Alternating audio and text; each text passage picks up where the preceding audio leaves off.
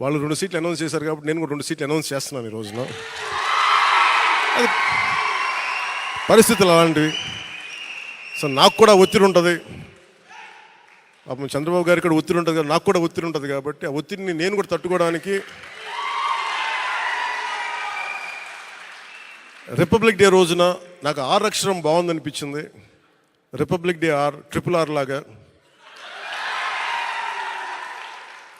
Republic day రోజున రాజోలు రాజానగరం సీట్లు నేను అనౌన్స్ చేస్తాను. అంటే జనసేన పార్టీ నుంచి అయితే ఒక బ్రేకింగ్ న్యూస్ అయితే అనౌన్స్ చేశారు పవన్ కళ్యాణ్ గారు.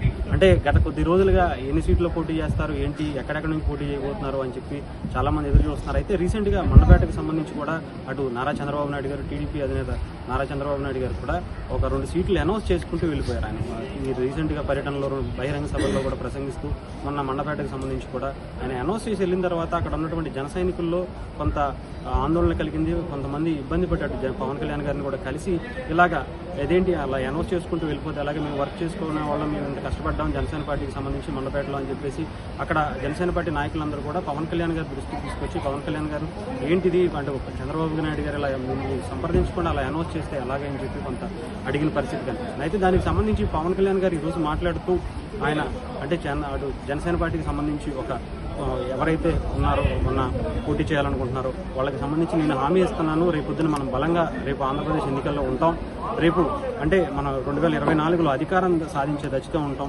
మీకు ఎటువంటి లోటు ఉండదు, మీకు ఎటువంటి ఇబ్బంది ఉండదు అని తెలియచేస్తూనే ఒక గణతంత్ర అంటే వాళ్ళు కూడా 2 సీట్లు అనౌన్స్ చేశారు. కొన్ని అనివార్య పరిస్థితుల్లో వాళ్ళు చేసుకోవాల్సి వచ్చింది చంద్రబాబు నాయుడు గారు. అలాగే అదే పరిస్థితులు ఈరోజు గణతంత్ర దినోత్సవం సందర్భంగా నేను కూడా 2 సీట్లు అనౌన్స్ చేస్తున్నాను అని చెప్పి ఒక బ్రేకింగ్ న్యూస్ అయితే ఇచ్చిన పరిస్థితి. అది కూడా ఒక తూర్పుగోదావరి జిల్లాకి సంబంధించి మండపేట గురించి అటు టీడీపీ కూడా అనౌన్స్ చేశారు. అలాగే జనసేన పార్టీ నుంచి సంబంధించి కూడా 2 సీట్లు కూడా అనౌన్స్ చేసుకుంటూ వచ్చారు. అది కూడా రాజానగరం.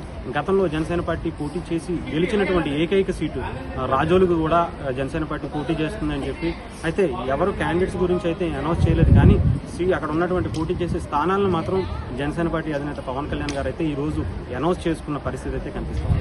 అలాగే వైసీపీ చేస్తున్నటువంటి కొన్ని ఇబ్బందికర పరిస్థితులు రేపొద్దున్న తల్లిని చెల్లిని పక్కన పెట్టేసినటువంటి వ్యక్తి ఈరోజు వైసీపీ నాయకులను కానీ ఇంకొకరిని కానీ ఎవరిని పట్టించుకుంటారు అని చెప్పేసి ఆయన వాళ్ళనైతే హెచ్చరించిన పరిస్థితి. వైసీపీకి సంబంధించిన నాయకులందరినీ కూడా మీరు ఒకవేళ ఎటు వెళ్లాల్సిన పరిస్థితి తెలియకపోతే అటు జనసేన పార్టీకి సంబంధించి ఉంది, మిమ్మల్ని నా హక్కును చేర్చుకుంటాను అని చెప్పి కొంత వ్యంగ్యంగా కూడా మాట్లాడిన పరిస్థితి. ఏదేమైనా సరే జనసేన పార్టీ ఒక బ్రేకింగ్ న్యూస్ అయితే అనౌన్స్ చేసింది. గణతంత్ర దినోత్సవం సందర్భంగా ఈరోజు 2 సీట్లు కూడా రాజానగరం అలాగే రాజోలుకు సంబంధించి తూర్పుగోదావరికి సంబంధించి ఆయన అనౌన్స్ చేసుకున్న పరిస్థితి అయితే కనిపిస్తుంది.